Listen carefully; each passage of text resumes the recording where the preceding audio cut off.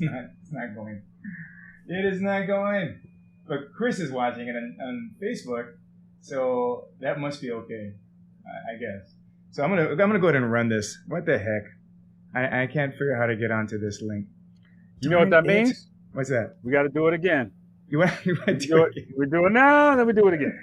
Let's do it again. I'm gonna just go to run it with you and I on the Facebook, and maybe it's on LinkedIn. Who knows where we are right now? It doesn't matter because I am in the house with Chris Berger. And I got to play my background music on this guy. You can't see him yet, so let me just give you a little bit of background on what's going on. I'm going to play that music in just a second. But I'm super happy to do this live. It was supposed to be going on to YouTube, and I can't quite find it. Scott Murakami, thank you very much for the shout out on LinkedIn. I really appreciate where I'm at. So somehow we're getting this happening. It's not going to YouTube. Sorry, my apologies. Technology. And wouldn't it for sure happen right now? But here's the thing. We're doing these live streaming interviews with people, mostly because in my project with the Workforce Development Council here in Hawaii, I've been talking to a gazillion fascinating people. And I always say at the end, I wish I would have recorded this. I wish I would have shared this with some other people who need to hear what you're saying. And so that's what I'm doing right now. So we have like at least once a week, we're doing some interviews with fascinating, cool people. And today we have one of the coolest that I've met in this last 12 months in this whole world-changing pandemic thing going on. And his name is Chris Berger. And I want to share just a little bit about him before we get into this. He is definitely like the only guy I know that has this kind of background and experience in this. His story is fascinating for me. He went from zero computer knowledge, just like, 5-6 years ago, zero digital skills, to being in charge of technology for EAH Housing. It's a low-income housing in California and Hawaii. He's in Cali right now. The EAH Housing, a nonprofit corporation which develops, manages, and operates affordable housing for low-income families, older adults, persons with disabilities, special needs in California and Hawaii. And he is the only musician that I know that has created the only digital literacy rap song ever recorded. And so with that introduction, we're going to be talking about digital literacy and how important that is, not just for people who have barriers to access into the workforce or challenges or low resources, but for all of us. And so this is the guy. What's up, Chris? Hip learning. HCB. Man, this is it. Hip learning. This is it. Really need to Yeah. This is the song, too. Not my area. Like you bumping it. Yeah, thank you very much. Shout out to Nauru Queen. Get your game tight. Thank you very much, man. Thank you very much. Hey, this is the only digital literacy rap song I have ever seen, heard in my life. Where did that even come from? Before we get into anything else, let's just get into where did that come from, that rap? Well, that's why I said shout out to Nauru Queen. And if you look on that LinkedIn, that little intro, first of all, thank you, Ka'ala, for having me on. It's a pleasure to be with you and the folks wherever you at. I mean, it's just crazy. Technology brought you and me together. I'm on the far side of the West Coast in West Oakland, right by the water. I walk to the water every day. It's about a mile from where I live. And then you out there, and we're talking live, right? It blows our mind because we remember getting the newspaper in the morning and using the rotary phones, and that's when correct. pagers first came out. Kids don't know this kind of stuff. Record players, what the heck, Dad? Right, analog. That's what I talk about, analog. But right. You see on that title that I quote Chuck D. Yes. Founders of one of the founders of Public Enemy, and when you look at Chuck D and that era of hip hop, and look at like KRS-One, one of my all-time favorites, knowledge reigns supreme over nearly everyone as an MC, that we have a responsibility as musicians and artists to teach the next one, to provide edutainment, education and entertainment, right? And I think to me, Jamaicans always been the best at it. They could say something and then make it so lively that, it's how you receive the message. And so I got asked by a good friend of mine, Nauru Queen, who actually does hip learning. And he does a lot of his education through hip hop and song. And so he came to me knowing that I was involved with where I got my tech education, which was downtown Oakland, called the Stride Center. And he knew I was taking classes there and getting certifications. And he was like, hey, my friend Mo Wright said that I should bring technology into my hip learning repertoire, and what do you think? And I'm like, I've been wanting to do something because Kala, it's technology and digital literacy and all these things, the terminology, the Yep. usage. It went from, yeah, I could kind of sit this one out, to, nah, there is no choice, right? You can't sit technology out. We've all been having to migrate, whether we like it or not, over the last 20 years, Mhm. right? And we still remember the flip phones, right? And then one day you look at your phone, you're like, oh, I could get online with this phone. And then the next thing you know, there's a bunch of apps everywhere, right? And so this is kind of a necessity. And then Yeah. how do we teach folks and make it entertaining to folks that have previously been like, I don't want anything to do with that. Right. And it's through song, it's through the beat, it's the bass, the drums, and so I just wanted to. And then the other thing is, how do you approach something like technology? Yeah. So my friend Naru says, hey, let's do the song, and I'm like, okay, what am I going to talk about? I'm on the network admin side, right? When you're looking at technology, you're a developer, engineer, you're dealing with the wires in the cloud, right? And the cybersecurity. Or you could work together and do both. So I just started talking about UI, user interface, hardware, virtual private networks. So broke it down between like full stack, browser, staying safe, and getting on the network and staying safe. But so the underlying theme is always staying safe, because Yes. it's like you jumping in the ocean of you don't know what is out there. When you're dangling in the ocean, what's under your feet? That's the internet. Right? You know what? Now you're talking about getting into my psych issues here. When I'm surfing and I can't see my feet because the water's so dirty, I am out. Like, it's too much. It's all I bad. want to know. And Yeah. you and I have been talking for a while now, and it's not just the rap, because I have been known to spit a few bars myself. And we I talk know about it's words. coming. I know it's coming. I wish I would have done a little freestyle. That's how I do when I smile. I just don't know. I go the extra mile. I'm just kidding. I just made that up, though. That's just me. Sorry, you're Um, pixelated. You're tiled. look at you. You're using your mouse, left click, right click. I can't. I'm done. So the interesting thing, though, that where we first got connected was, we're trying to do this digital literacy upskilling here in Hawaii, and we were reaching out to some people with EAH Housing here in our state, and they connected me with you, and you connected me with Kathy and whatever Oregon University, all the evaluation things you guys have been doing, and that's what I want to get on this call with you, just so we can share, or you can share, kind of some of the stuff that you've already been down. You've been down this path. You've done. If I'm not mistaken, when I first thought about this, it was like 1,000 people have gone through your guys' training program, and you told me just before we started, like, it's up to almost 1,500 right now have gone through this, and you have data, you have evaluation, but this is a cool story, because a few years back, you were not even digital at all. You wouldn't be writing lyrics for the digital literacy rapping. So how long ago was that? How did you get into this? Tell me a little bit about your story. Yeah, it's funny that all my lyrics used to be on pen and paper, pencil and paper, and now I'm the guilty one that I walk out with my phone and write my lyrics there. But that just tells you, it's kind of like, I'm not going to bring pen and paper when I'm on a 2-hour walk. I'm going to be able to put it in my phone, which takes my steps, Right. has my Google contacts, my Google, everything I need on my Android. But I think it was kind of out of necessity and just understanding where I was in life at the time. I think in my journey to become a tech started, I was actually a cable guy for all the local cable companies. And so but I was doing sales from 1998 till about 2015.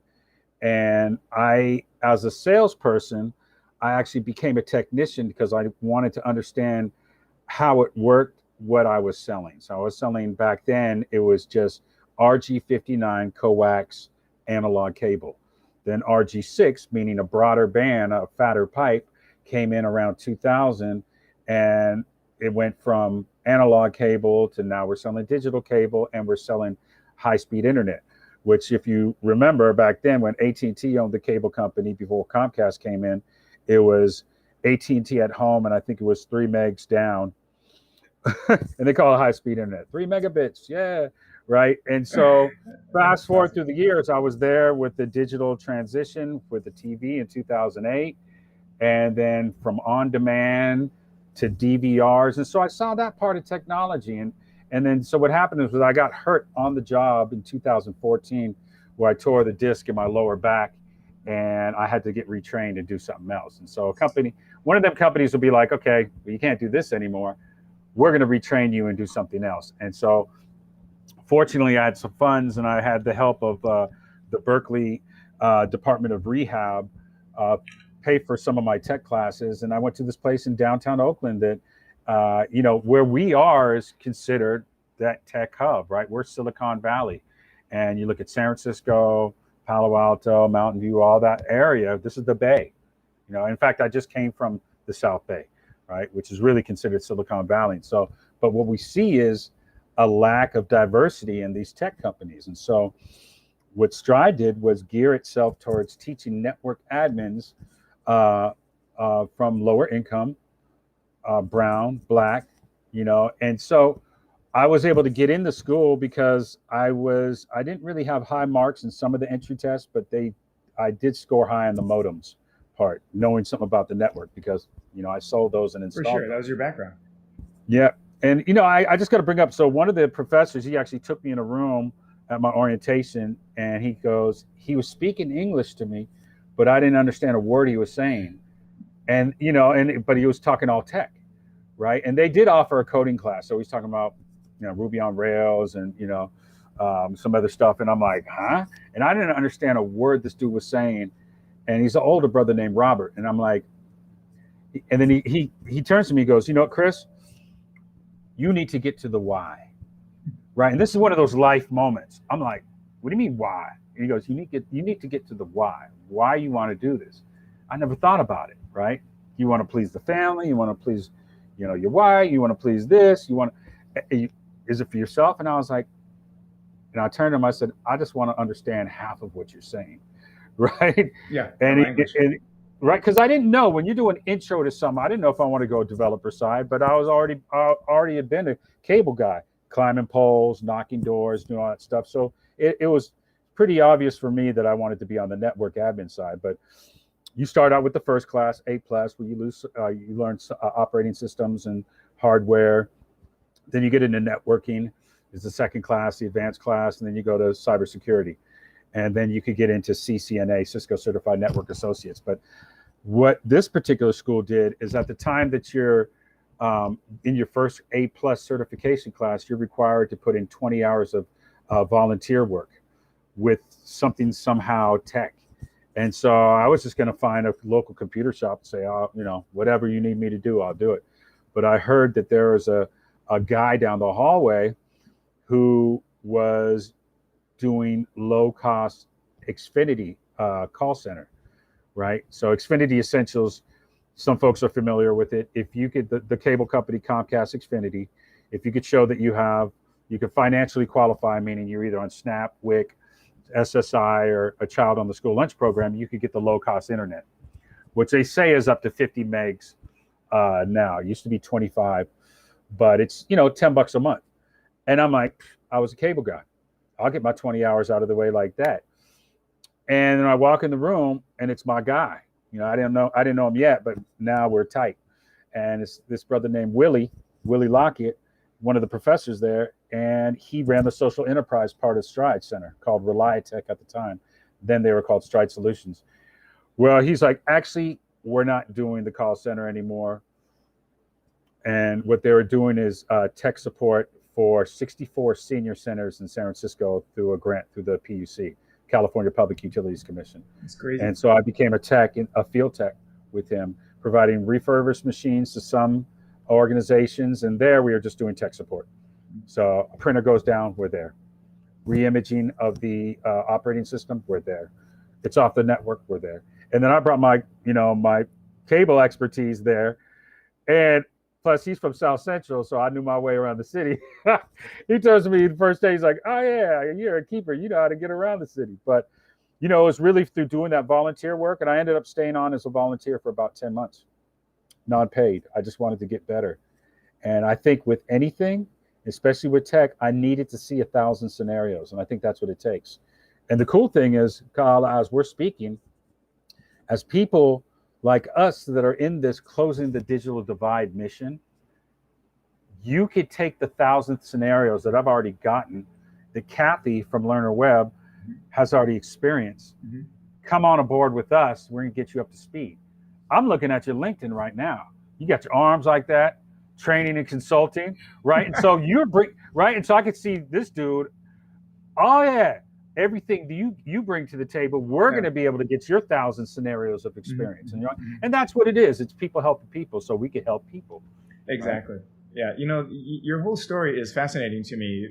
Again, from I'm not a tech guy to now I'm a tech guy. And those were just a couple of years. I mean, 2014, 2015, that's not that long. And in fact, what I've been telling people about this kind of transformation time, this opportunity, is that in 12 months, you can change your whole occupational trajectory. You maybe less, depending upon how hard you want to grind that out. Like you can go from boom to boom, like super fast. And as long as you have some basic skills, like if you have basic computer skills, basic digital skills, you can take advantage of all of the resources that are out there. I was talking to one friend of mine on the island of Kauai, which we'll go to when you come to visit. One of my favorite islands. The island of what? Kauai. Oh man, I biked there when I was 12 years old, man. What? I camped on the Honolulu coast, and the water ran through our little tube tent. I was laughing, my boy was crying. It was the best time of my life. Oh I was my 12 goodness! Years old. Yeah, we biked around the island. You're so funny. Look at you, you're like local already. You have local knowledge dropping at Honolulu Beach and everything on me. So we're gonna go. I was talking to one of my friends, and we were talking about remote work, and she's trying to help people get jobs on Hawaii, and we're looking at remote work in Hawaii. You can stay at home, you can stay in Honolulu if you want to, and work wherever you want to in the world. That's if beautiful. You have some basic computer skills. And so she started looking at this thing that we're doing with DBED. Like it's called Flex Jobs, and it's just like Monster.com, Indeed.com, but they only do remote work. So they've got all these companies, like 50,000 plus jobs, and she started looking at the jobs, going, "Hey, I don't want to get a little side hustle myself here," because they're not like $12 an hour jobs. Some of these jobs are like legit 6-figure salaries. But to our discussion here, if you don't have basic computer skills to learn a little bit more advanced skills to take advantage of those opportunities, then you're out of the game. You just can't even play. And that's the sad part. I left out a big part of it was actually when Comcast was retraining me. I'd been a lifelong cable guy and I was good at what I did. And all of a sudden I had this injury. So before Stride, there was a different, to me is the most important step and stop that I made. And what happened, Comcast said, we're going to retrain you for another job. I went to interview with that other internal job. I didn't get it because I had a 3-hour interview. They loved me personally. But at the very end of the interview, the woman says, "Oh yeah, this is great.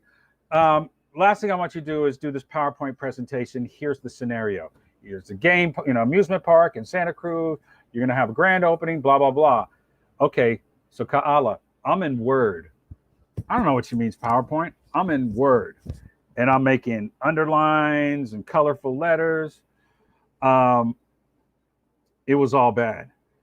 And so she comes back in and she goes, "Yeah, we'll call you."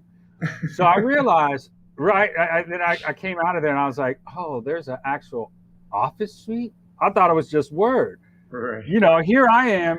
I was just a cable guy. So I was in an industry that I never needed to look at that, even though I used a computer at Comcast. But it was like this program, that program to get paid. Whatever I need to do to get paid, I'll learn. And will someone teach me to do this? Right. And so what I did is I went to Berkeley Adult School. Right. And I love it. Yeah, man, Alfred, he's the baddest, coolest dude. He took me in and oh man, Alfred Miller is his name. He believed in me. Here's the thing, Ka'ala. That first line of the song is "Get your game tight." Mm-hmm. Get your game tight. What's that strange light? It's a computer, but they all ain't the same type. Now you're like, there's more than one computer? What? Yeah. And I'm not talking about HP, Dell, and Apple. I'm talking about Linux. right? Android, right? And so, you know, he gave me kind of the confidence that I could be good at this. I ended up getting my Microsoft certified PowerPoint, diploma, whatever you call it. And it was just something that I didn't worry about. I learned my word. And here's my point why I'm saying this. Because when you're talking about flex jobs and six-figure jobs and available work, get your game tight. Understand the Google Suite, right? Know your sheets, know your notes, right? Know your docs, know your slides. But if you're looking at sheets, you're looking at Excel, right? When you're talking about Microsoft, Google Sheets, right? And so it's like, know the Office suites for the two biggest providers, and that's Microsoft and Google. And how do you learn? Google it, right?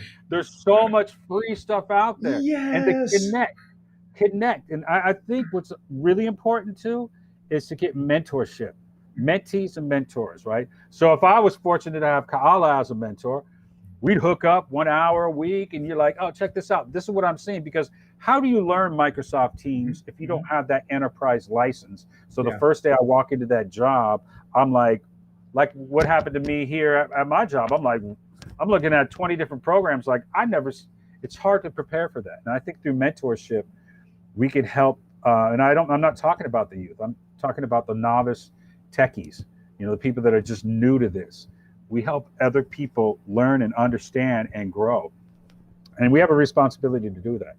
Yeah, I love that. Going back to Chuck D again, each one, teach one. And that goes way back. It's like an old proverb, like from reading, right? When people weren't allowed to read, if one person could read, then you teach somebody else. And there's the responsibility in Hawaiian, it's called kuleana.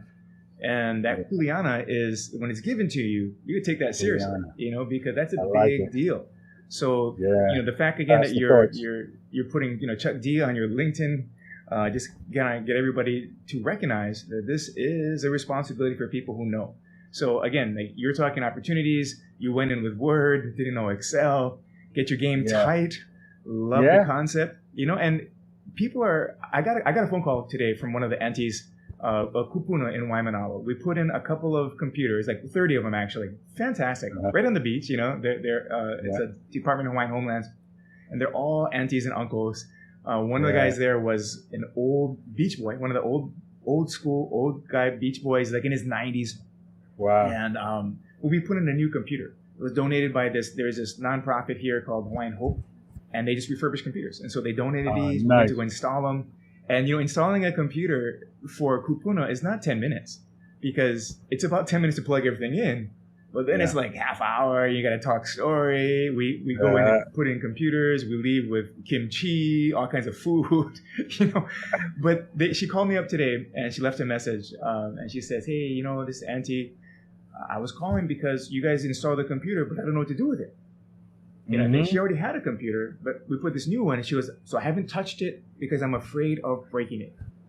And that's exactly the attitude that we want to switch. I want them to leave more confident. And so I got to give her a call, holler at her right after we get off of this call, just to let her know, hey, we're going to come down, we'll help you out with this. And you can't break it. This is all the opportunities, but there's so many attitudinal things. One of the questions I wanted to talk to you about was this evaluation of the program, because that's how we started talking. Was it Kathy? I forget what the name of the organization or the university. Learner Web. Okay, Portland State University. Yeah. And you guys did this whole evaluation, so you guys have data. You have over 1,000 people went through it. What do you learn? What did you learn? What was like the easiest thing or the most rewarding thing? But then what is the challenging thing of teaching people like digital literacy, basic computer skills? What's in your mind right now?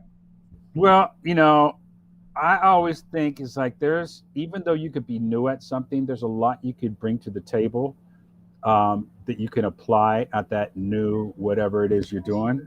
And so one thing I learned when I was doing direct sales from one of the, hundreds of people I worked with was WIFM. And I'm like, WIFM? And he goes, yeah, WIFM. I'm like, what does that mean? He's like, what's in it for me? Yeah. Right. And so how do you sell someone to something? If I come up to your door and I'm going, hey, we got the triple play, you're going to get digital cable, you're going to get sports thing. They're like, I don't even watch TV. Right. Oh, well, check it out. You'll get a phone. You could call Guam, Yeah, I got a cell phone, and strike two, you're out, right? And so you go over there and say, hey, I'm just working in the area, blah, blah, blah. What is it like? What do you like to do with your tech? Right. And you just get them talking. Yeah. Right. And so I have on this PowerPoint presentation that I'm making, we're presenting to the board of directors of our organization tomorrow. And I'm putting up success stories. And you asked me what I learned. And one of the things within WIFM and what I learned was I was at a senior site, and the seniors, they treated the class, some of them, as just a social gathering, right? This was the event of that morning or of that day. And they wanted to see their friends. And then sometimes we'd offer snacks and something. So it was a social event. And I go to this one woman, Florence, and I'm like, say, Florence, you want to join the class? Right? And I'm trying to get that herd mentality, right? Keeping up with the Joneses, like, And she's like, no, I'm not interested in tech. And then I just turned to her and I said, what is it you like to do in life? Now, what do you like to do? And she goes, I like to talk to my sister. And then I bust out, one of the many video conferences. I said, you want to give her a video call? And she goes, what? And so I'm not sure if we were FaceTime or Google Meet or it was one of them. And her mind was blown. She could see her sister now. And then she started showing, and the picture is actually her receiving her diploma. But what is the end? And so one of the things I learned is you have to meet the people where they are some of the time.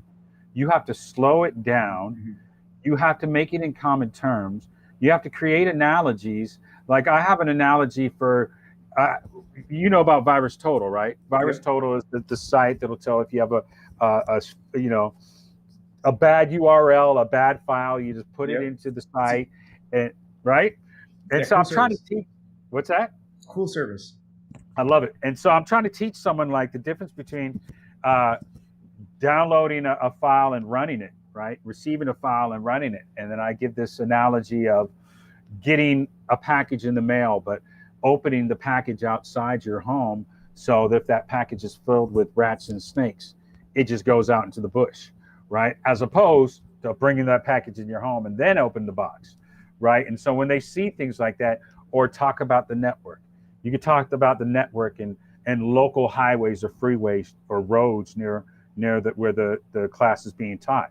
Hey, if you take that road, you know how it's always congested, but if you take that road, it takes, it's not as many people go down. You can make an analogy with it when you're talking about 5G, cellular, when you're talking about Wi-Fi, or when you're talking about hardwired, Ethernet, right? And so there's all these things you got to put in the common terms of what the learner understands.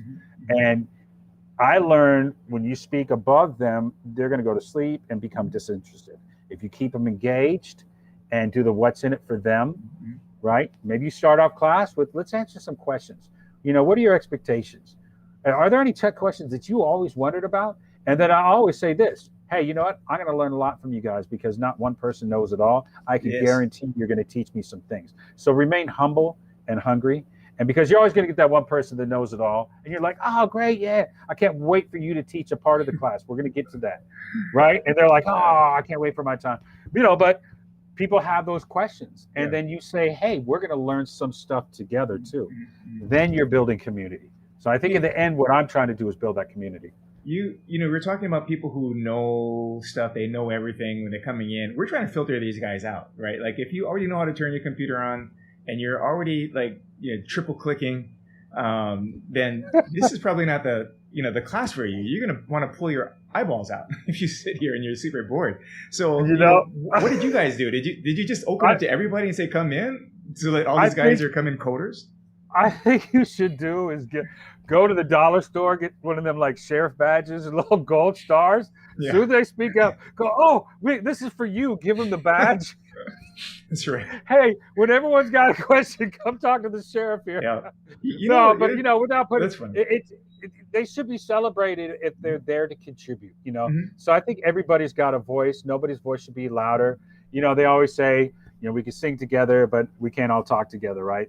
So someone's got to have that talking stick or the podium or the microphone or whatever. If you're the instructor, you're the instructor. If they're being a disruptive individual, they got to go. But in terms of creating cohorts that are beginner, intermediate, advanced, I think that has a lot of weight to it because you might get somebody that's feels that, you know, the questions they have are you know, are a dumb question to ask, right? And then they may close down because, you know, they're intimidated by that other person. I actually had a person who was a retired IT professional in only my second year of teaching this stuff. And I wouldn't say I was like intimidated like this, but I knew how to deal with the situation. I lauded the individual. I said how much I needed him, how much the other classmates needed him. And we ended up aligning. It was a beautiful thing. And I actually just was humble with him. I was like, hey, I want to learn all these things from you. Right. And I actually knew some things that he didn't. He knew a lot of things that I didn't, but it never got to that because I remained humble. And he was a humble guy too. He lived on the site and he was like, yeah. And as soon as I opened that door was, you're the guy, you know, you maybe teaching a lesson, you say, yeah, Rick knows what I'm talking about. Right, Rick? And he smiles. Everyone's like, oh, Rick knows it. Right. So you big them up, but if you know, you take it case by case, I think, but you really want to have your cohorts where it's like, these are the beginners, these are advanced, and then sprinkled in with maybe some people, if you're advanced and you really want to help out, then come on, please be with the beginners. I can definitely roll with that. You know, we're April 30th, I told you this, right? We're starting what I think is, I don't know of anybody else or any other project. This is like the first statewide digital literacy rollout. And April 30th, we're working with, what's up? I love it. The state libraries. I'm trying to like I feel like the libraries are going to be like so lit and so hip again, right? Like, because they're one of the few places in this whole lockdown that were still open. I mean, it was hard to get in, right? You can only stay in for a little bit of time. If you touch a book, you didn't check it out, you had to leave it, and they put it in a box and quarantine it. But the libraries are a huge partner for this. We have 51 libraries, so they're going to be opening up some. It's not all of them, but the community colleges are bringing teachers. So we're rolling this out April 30th. But it is a short class. It's 3 hours of basic. And we're looking for people who are afraid. Like that one auntie that called me on the phone saying, I don't want to touch it because I'm just scared. You know, I don't want to break it. So we want to get her to learn what she needs to learn, enough to learn, so that she can continue to learn online. You know, so it is that cohort that is the super, you know, I don't want to touch it because I'm afraid of it kind of thing. And you guys have done this. You guys have experience and knowledge, but it doesn't stop there for us. Like, we're thinking that we want to go and start here, give people that kind of knowledge, right? Going back to KRS-One, your thing, give people the knowledge, and then allow them to get, or help them to get more knowledge, and then scaffold and build and scaffold and build and scaffold and build, so they can take advantage of these opportunities. And so when you're looking at that beginner level, though, this is what I'm interested in. You know, those guys who are just starting. Let's start with that kind of group.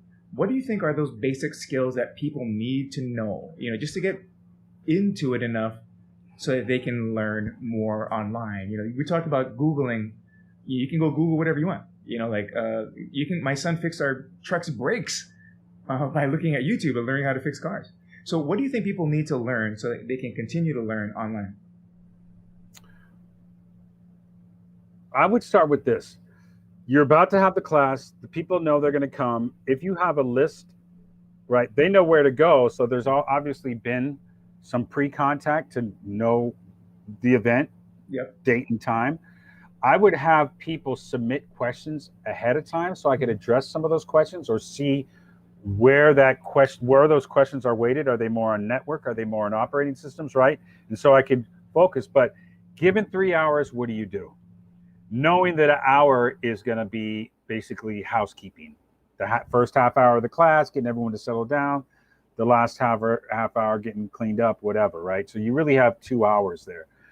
I would talk about complex passwords. I would get a quick overview. Sometimes approaching it, like for me, it was always been easy because I could do it in such a humble way that like, I was scared of this stuff, right? But believe it or not, we don't have a choice. Unless I want to go live out in the woods and don't, you know, be completely off the grid, forget about having solar power then, right? But, you know, it's like we don't have a choice. I went to the DMV, you know, one of my stories going to the DMV, and I just started taking classes, and I'm 11th person in line, and I get to the front of the line finally, and the person's like, hey, you're checking in? Go to that monitor over there. The other 10 people ahead of me, I get to the monitor, I'm like, I'm first in line now.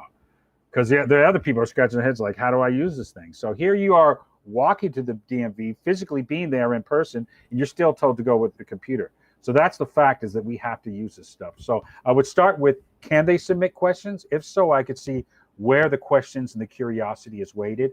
I would talk about complex passwords.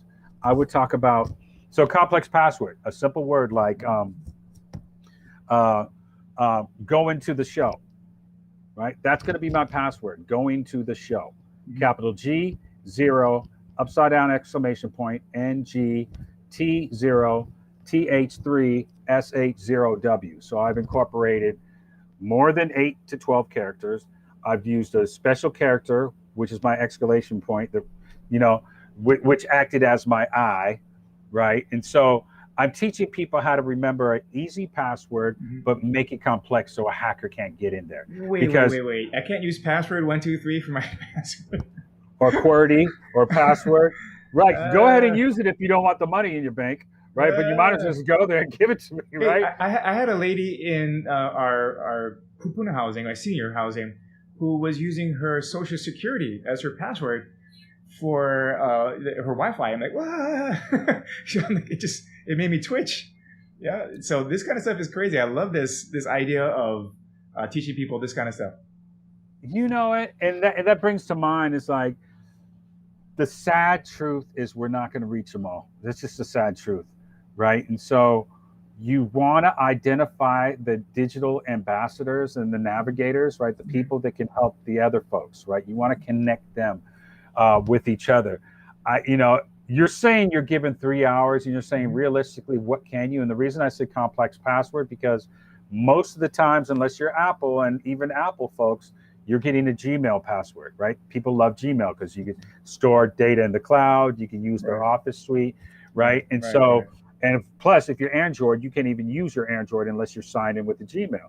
So that's why you want to talk about complex passwords. And so I would make lessons on, now are you guys distributing any devices, or is this just digital literacy without a device? Yeah. So here's the interesting thing too. We have, there's a whole bunch of different projects going on here. And one of the things that we want to do is to distribute devices. And I love how you use devices, because it's not just computers, right? And in fact, I did a couple of these classes as a pre-pilot, and I was driving to the class, and I thought to myself, hey, I'm trying to think about what people would ask me. And I had to ask myself, what is a computer? Like my phone has like crazy amounts of computing power. And then I started thinking, like, is my TV a computer, And so I ended up putting like a picture up on the screen and asking people, hey, is this a computer? Everybody's like, yeah, because it was like looked like a desktop and a laptop, yeah. And I put the TV, and hey, this is a trick question, but is this a computer? And so then we got into this and realized that it's not, it's devices, It is all of these, it's tablets, it's phones, it's whatever glasses you're going to have going on. That's digital literacy. That's like future proofing. So to your question, we are going to be working to get devices to people. I mentioned DBIT earlier. There are Department of Business, Economic Development and Tourism, and they're trying to wrangle up some funding to get like 1,000 computers just to give out to people. We're in this remote work programs, this computer literacy training that we're doing. So you show up, we're going to give you a computer. Yeah, so if you don't have one, take one. And I love it.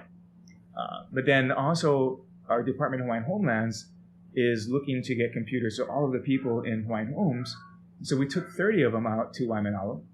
And then now we're talking about tablets. Because, like the seniors, you call them seniors, we call them kupuna here in Hawaii. But can you imagine if they have like, they have their little iPad and they just click on YouTube, they click on Facebook, they click on Amazon. So the things that I'm teaching are a little bit dated almost, because I'm talking about right-clicking, left-clicking, keyboards. And I'm thinking like in 2, 3, 4, 5 years, we're going to be doing a lot less typing and clicking. And that's the future, So digital literacy is able to adapt and adjust. And long answer to your question. I appreciate you asking me a question. But we want to give people stuff too, like hardware. And with the knowledgeware, that kind of stuff. You made me think about that, because if I'm given 3 hours, my goal is to empower them to learn how to learn, right? Yes. So they say you go to college not to learn, but to learn how to learn, right? So what's it going to take? Well, We want to talk about powering on the device. We want to talk about different modes of getting on a network. There's Wi-Fi, there's hardwired with it, which is Ethernet, and there's cellular, right? And on Wi-Fi, you can have public Wi-Fi or private Wi-Fi, right? And then you could get a little bit into virtual private networks and the need to not share any information, any personal identifiable information over Wi-Fi, whether it's private or public, right? And then you can start talking about the captive portal, which is anytime you go to a... You got to stop right there because I'm already tripping. Once I start talking to people about connecting, like hardwired Wi-Fi, and that's like the ride of the coconut tree, right? Ride of the palm tree, right? Okay, so there's a whole bunch of people watching this. You just can't see it, right? So there's guys on Facebook right now. What's up now, Fawn? I'm looking at his comments. It's real. It's real. And LinkedIn, there's people watching here too. So if you guys have any comments or questions, I'm sorry. You can drop them in wherever you're watching this, and hopefully I'll be able to pick it up. But you're so easy to talk to. I didn't even realize people were watching. I'm like, yeah, I know. Me and you were just chopping it up. This is what I want to do anyway. That's anyway. the way it should be, though, right? It's like let's have a conversation. Well, so a couple of months back, Chris and I were talking, and we were talking about connectivity and broadband access, and I was telling him on Molokai, there's like in town at the health center, there's this, like I'm looking for connectivity. And somebody actually told me, hey, you got to go by this coconut tree, and it's not this side, but it's this side of the coconut tree. But it's so hard to get access at different parts because we're rural, right? That's rural, remote. Molokai, it's country, and there's where we are on the east side, we're up kind of high, so we have some legit connectivity. My wife did a whole bunch of her online school up on the mountain, up Mountka. But there's other places where we don't have it, and you just can't compete in this game. You can't play if you don't have devices, you don't have any kind of legit broadband connectivity, not this kind of spotty kind, and you don't have the skills, like you can't. So we're going to constantly be, hoping that the tourism comes back. No offense to anybody in hospitality. But we're going to be constantly looking for that with no other option besides tourism. And I think what we're hoping to do is to give people options. Broaden out. The playing field is big. It's the horizon. We don't have a flat world. If you go out to the horizon, you can keep going. The world is round, and let's go out and explore it. So it's a challenge. We're far away. I don't know. I should have told you this, but I was looking at when the first telephone came in. I shouldn't say this, but the first telephone line connected from Hawaii to the continent was installed something like right before I was born. So it was a long time ago. Like to connect our telephone. Oh, thank you very much, buddy. Easy. Easy there. That's not gonna go. I'm gonna have to play this rap and show you. Because I'm not just rapping. I'm also breakdancing, which is still happening. They'll make me have to bust out my head. You're breaking it down. That's exactly right.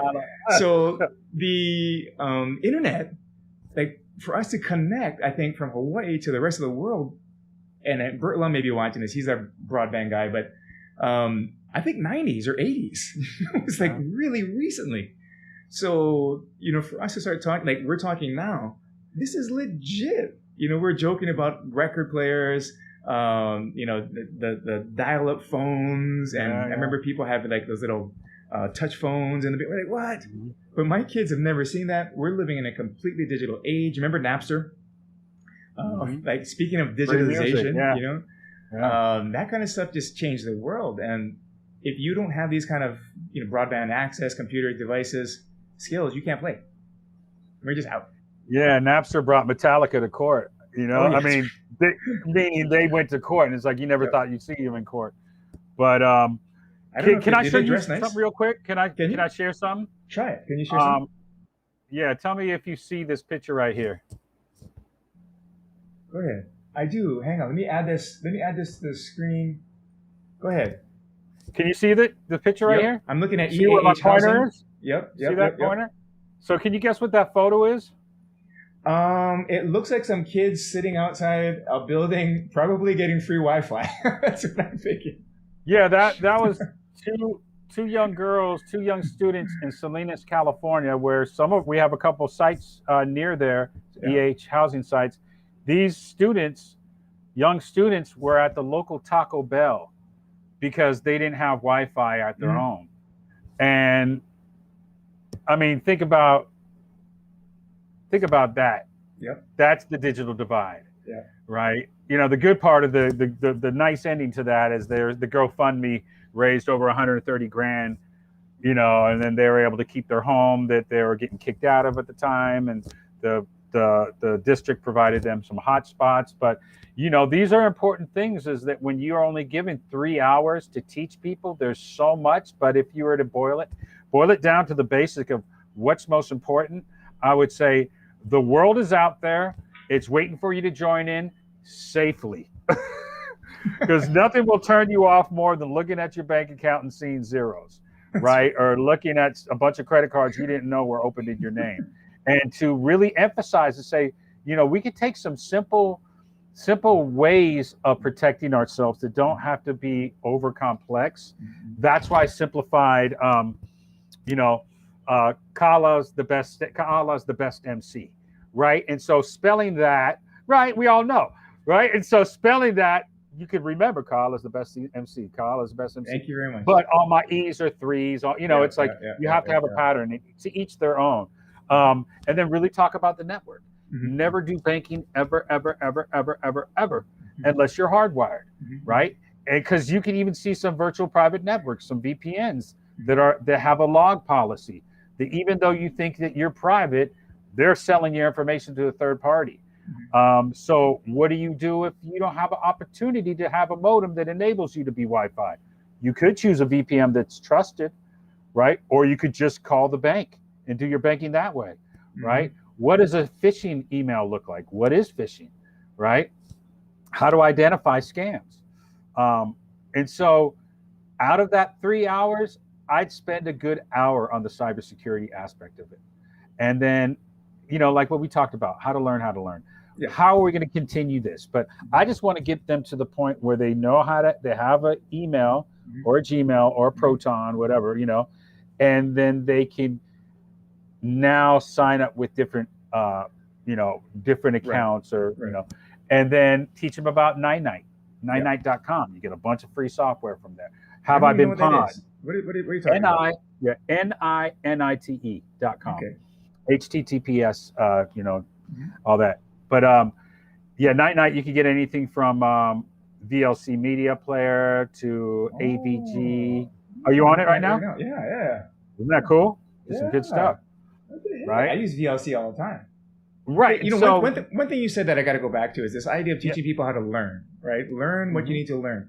Because when 3 hours, we're in this COVID-19, we're in this pandemic. Originally, we were talking about doing 8 hours, just introduction, and then another 6 hours for like all the sweet stuff to get your game set, right? You know, all of the word processing. And then another 6 hours. And so we're talking 20 hours plus. And we just, it's just hard to get people in, even with the vaccine. And I'm not even sure if we should, right? But if we can teach people how to learn online, then like what you said earlier, we can go and figure all this kind of stuff out. And, you know, I've never heard of this Night thing. And that's one of the benefits of you know, people talking to other people. You're always learning, always, you know, receiving stuff like this. And I'm checking that out right now. That's good stuff. But learning how to learn, because all this stuff that you're talking about is so vital. And I think we kind of take it for granted if you know this. You know, I don't open up and run a .exe attachment, you know, somebody that sent to me, you know, whatever. Oh, watch this video. I had a good friend of mine who runs a fishing company in Molokai, and he had sent me a movie. I'm like, I want to watch it, but I can't. And it turns out that he had uploaded it to YouTube, and I ended up watching it. Incredible. Speaking of bonefish or eel, right? Fly fishing. I can't tell you where it happened, right? But I'm going to say that there are some fish available. But right. It's important to understand that digital isn't the only means. Even though my digital phone call to my friend with the bone fishing video, you know, I'm like, hey, did you just send me a video? Right. And actually on this PowerPoint presentation, one of the things I said on the phishing email was like, you can always call. You could always call the company, not the number provided on the email. But once you look up and say, hey, did you guys send me this email? Did you say that my, you know, because for the first time, I remember when I was like, you know, you're going to laugh, but I remember when I was not a tech and I was like, oh, look at an email. You just came into $20 million and you're contacting me. All I got to do is, and you're going to share this? I'm like, that's a pretty good deal. It's like that's a great deal. Clearinghouse. I have the same cousin. Right? I'm like, I might win. That's right? I might get paid. And then it's like, you and I could laugh, but it's important when it's the new learners, just to hold it back and just say, I remember I was there one time and these folks. And so what I was going to bring up is one of the models that Patrick, and this is what you and I were talking about, building the network, back when I was at the Stride Center and we were providing tech support and refurbished machines for one of these affordable housing nonprofits up in Sacramento, this guy named Patrick.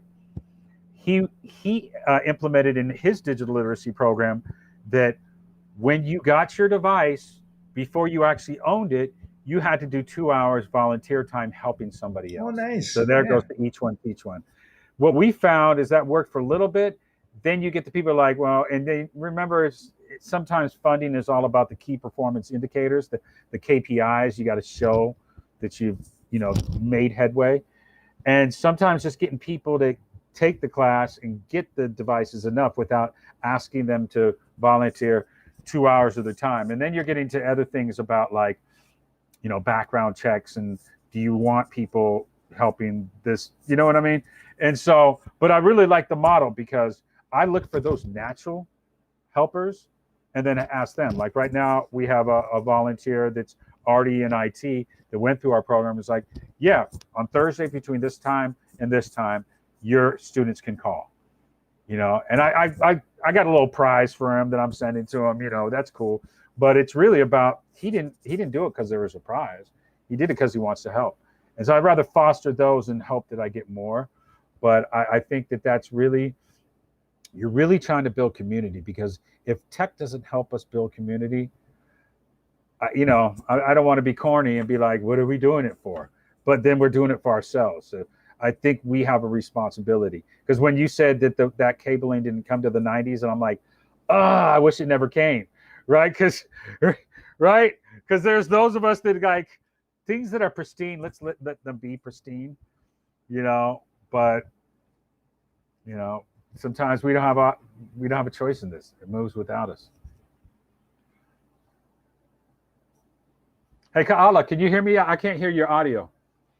Oh man, I'm still talking. I'm talking to myself right here, but I was just talking about how when you're looking at the pristine stuff, you're talking of, you've been to Hawaii, and this is the tension for us.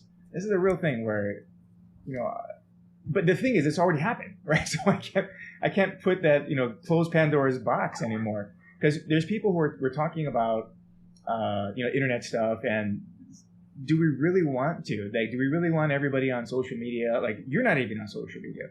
Do we want people to go down some of not just the scary things of people stealing your bank account information, but the whole internet stealing your attention? Like it kind of, there's some times where you risk getting dumbed down. You can't think, so information literacy is a big deal. And haven't even talked about that. In all these presentations that I do, we talk about digital literacy, problem solving in a technology-rich environment. Yeah. But what is like information literate? Data, that's huge. Like data literacy and information literacy, and who do you trust? Who do you listen to? Who are your sources?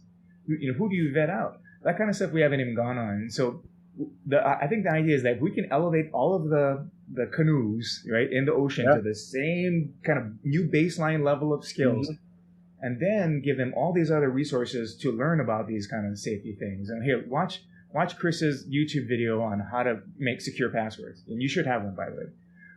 Here, listen to this thing here. Watch this thing here. Somebody said, when I asked, what do you want to learn?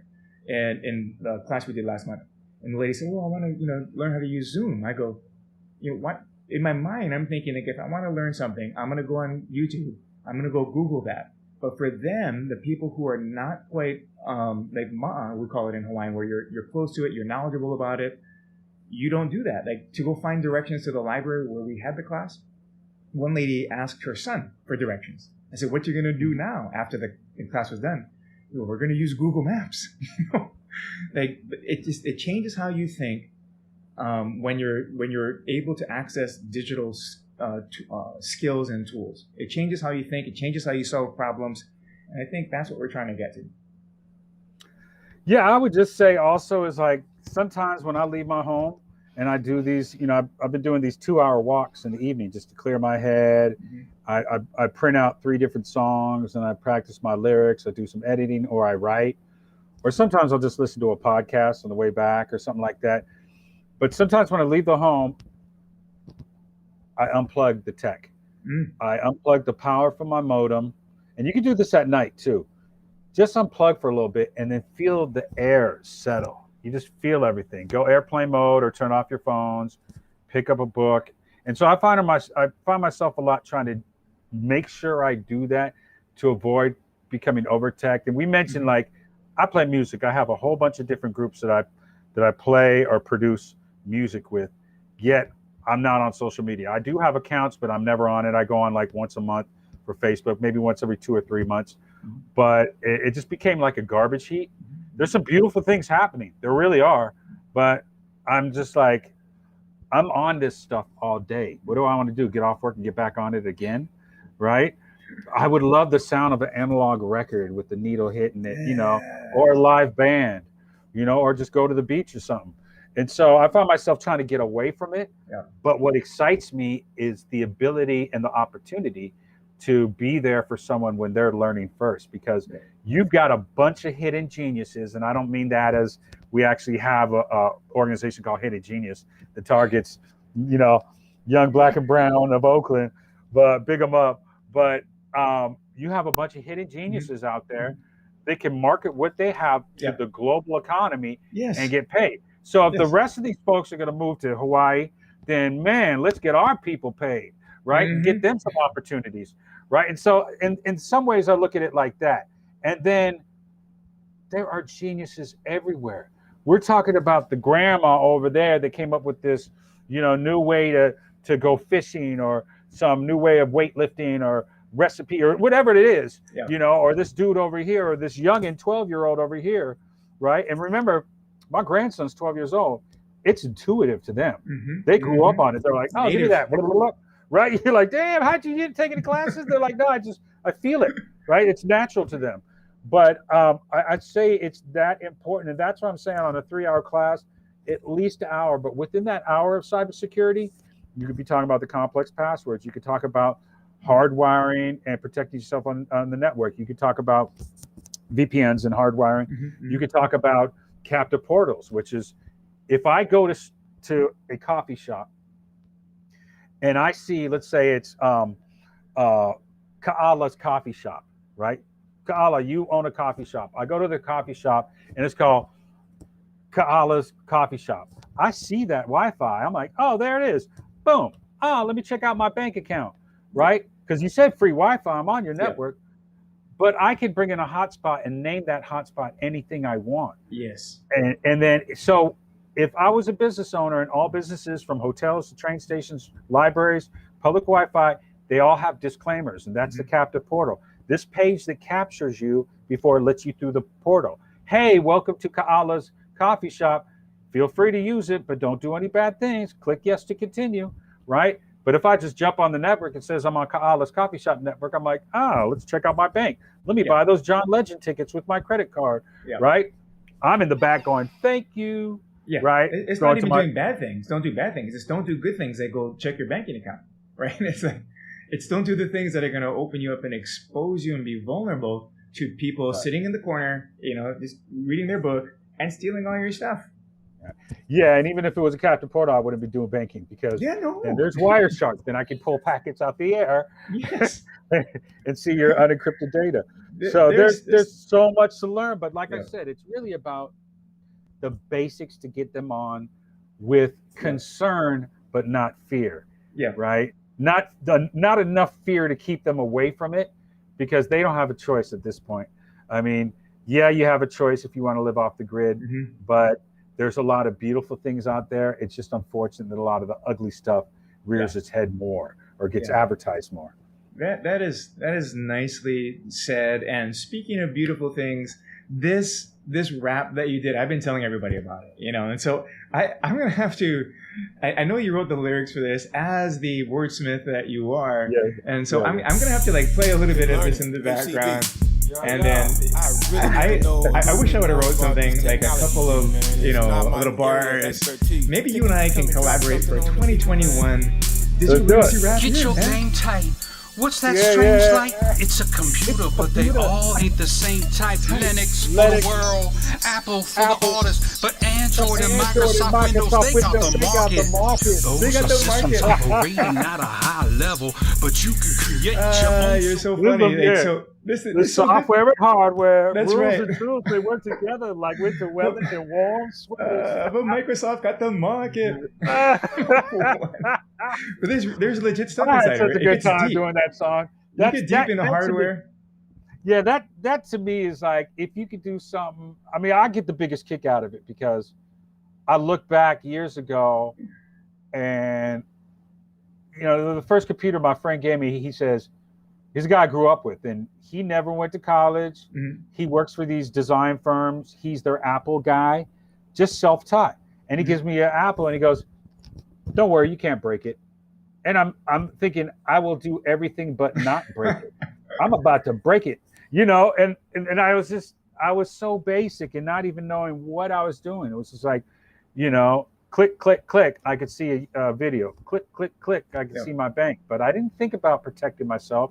Yeah. I didn't think about complex passwords. Mm-hmm. I was a victim, ready to get victimized. Yes. And it was a blessing that I tore the disc in my back and became this tech. And what, Kyle, I say this humbly, I'm about to learn as much as I can from you, because that's what it takes. We all will learn from each other. Same. That's exactly right. And which is what I wanted to get us on this call.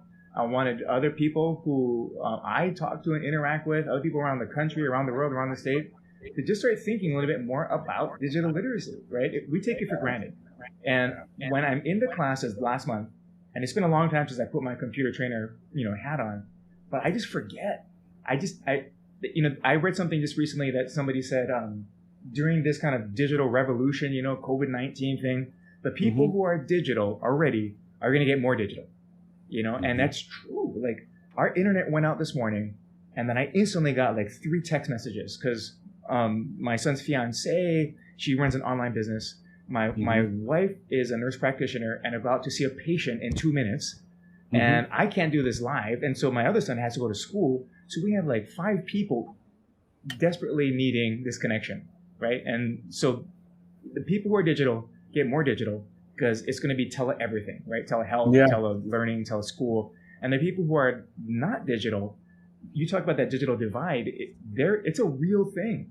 And when I was in math class in 3rd grade, I think I missed a week or so, and I've never caught up. I just never caught up. To this day, right? To this day, I still think back to it. And we had to do a multiplication tables, and I never caught up. That was like 1 week I missed class, or I was, I don't know, I wasn't a good student anyway. So I'm not blaming, that 1 week. But you miss this canoe right now, and it's hard to catch up. And so we're trying to get everybody onto this canoe, get a whole state. You say we can't reach everyone, but if everyone teach one, Chuck D represent, then we can make this happen here in Hawaii. And one thing I do want to say too, in one of our first conversations, you were talking about old school San Francisco rap, and I'm like, what? Because I've been watching some old documentaries, like New York, Wu-Tang, and then I was watching like Digital Underground. Man, Shock G. I was tripping when I just heard. So that's kind of a bummer. I remember Shock. He sat in with my group one night on piano, but I remember at the height of Digital Underground, it must have been like 91. I was at this place, and I was actually just there about 2 hours ago. Yeah. But it's a Trader Joe's, and back then it was a Lucky's.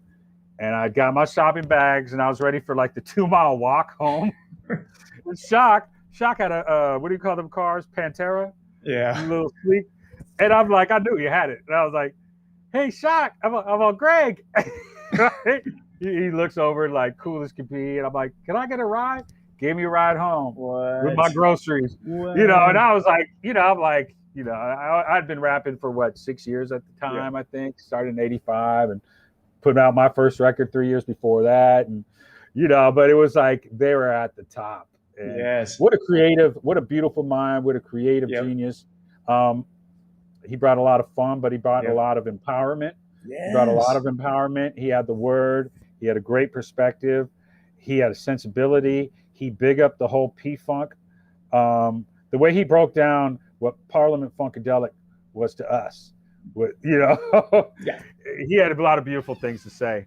I'm still listening to Digital Underground. Like that's on my workout playlist. It's every single day.